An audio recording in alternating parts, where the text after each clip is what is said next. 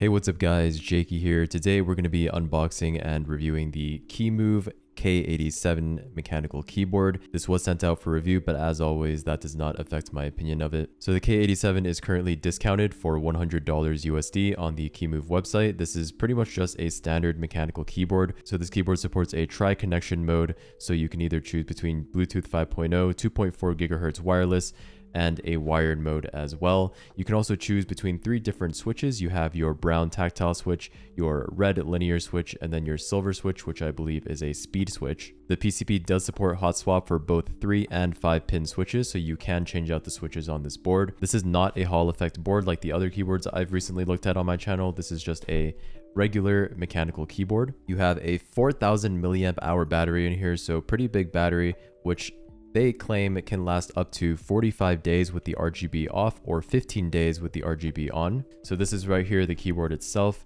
There doesn't seem to be any additional colorways that you can choose from. This is the only colorway that this keyboard comes in, so it's either a love it or hate it sort of thing. And the keycaps here are PBT. You are getting a plastic chassis here, but it does have quite a bit of weight to it. Here is what the bottom of the K87 looks like. And you have 2 adjustable feet here with 2 different levels on each, just like that.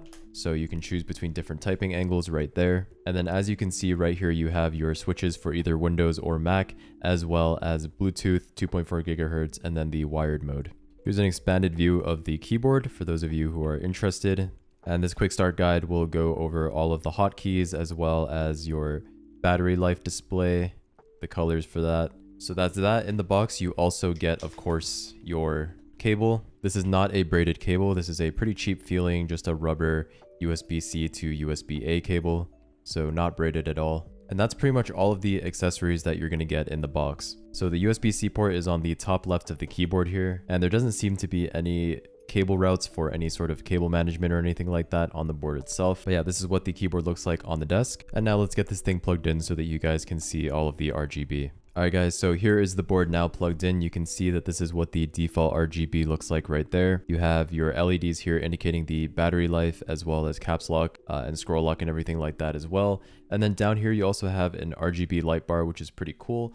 Wraps around, not really fully to the side, just on the bottom left here. So you have a little LED strip. And you can see as well printed on the side of the keycaps all of those shortcut keys. So you can set 3 different Bluetooth devices here.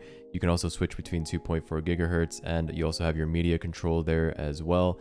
And on the top there you have some other shortcuts like your calculator, music app, mail app. So yeah, you can read the quick start guide to really learn all of those. Looks like right here you can adjust your brightness as well.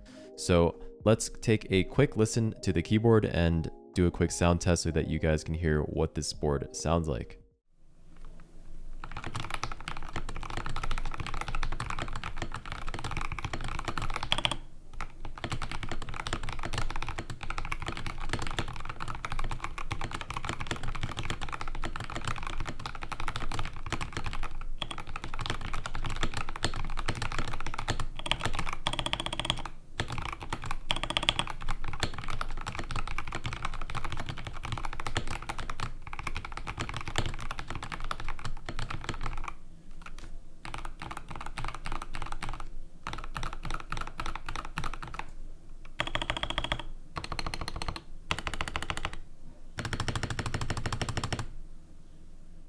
Alright guys, so that is what the K87 sounds like. Not a bad sounding board at all, but obviously, who is this board for? This is definitely not going to be for your super competitive gamer. If you're looking for a Hall effect keyboard, there's plenty of other good options out there on the market. This isn't even a Hall effect keyboard. So if you're a competitive gamer looking for the fastest keyboard on the market, this is not going to be it. There's definitely other Hall effect keyboards, some that I've reviewed on my channel around the same price as this keyboard that you can pick up. But if you're looking for a keyboard for productivity and a keyboard that you need to connect to multiple devices through different connection modes, such as Bluetooth and 2.4 gigahertz.